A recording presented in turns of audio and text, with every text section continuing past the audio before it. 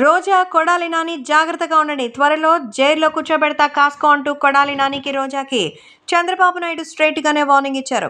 అసలు ఏ పాపం తెలియనటువంటి నా భార్యని మరి నడి రోడ్డు మీదకి తీసుకొచ్చేలా చేశారు. అలాగే నా కోడలు బ్రహ్మిణి మరి కేవలం తన కోసం అలాగే తన కుటుంబంలోనేటువంటి వాళ్ళ కోసం ఎంత కష్టపడుతోంది, ఆహర్నిశలు శ్రమిస్తుంది, మరి ఎంతో ఖర్చు పెడుతున్నారు. అది మీ కళ్ళకి కనుక కనిపించకపోతే కళ్ళు తెరుచుకొని చూడండి, మరి ఇబ్బంది లేదు. ఇప్పటిదాకా సైలెంట్గా ఉన్నాను అనుకుంటే ఇంకేదో అనుకుంటారని మరి దానికి కావాల్సినవన్నీ కూడా చెప్పడానికి సిద్ధంగా అయిపోయారు చంద్రబాబు. పవన్ కళ్యాణ్ తోడుండడంతో ఇప్పుడు పవన్ కళ్యాణ్తో పాటుగా జనసేనకి సంబంధించి బీజేపీ కూడా తోడుండగా తెలుగుదేశం పార్టీ అధినాయకుడు చంద్రబాబు అయితే రెచ్చిపోయారు.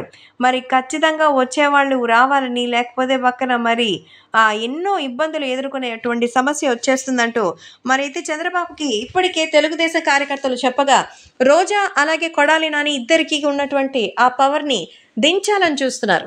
కాబట్టి ఇప్పటికే వైసీపీ నుంచి ఓడిపోయిన రోజా మాత్రం తగ్గడం లేదు, అక్కడికక్కడ విమర్శలు చేస్తూనే ఉంది.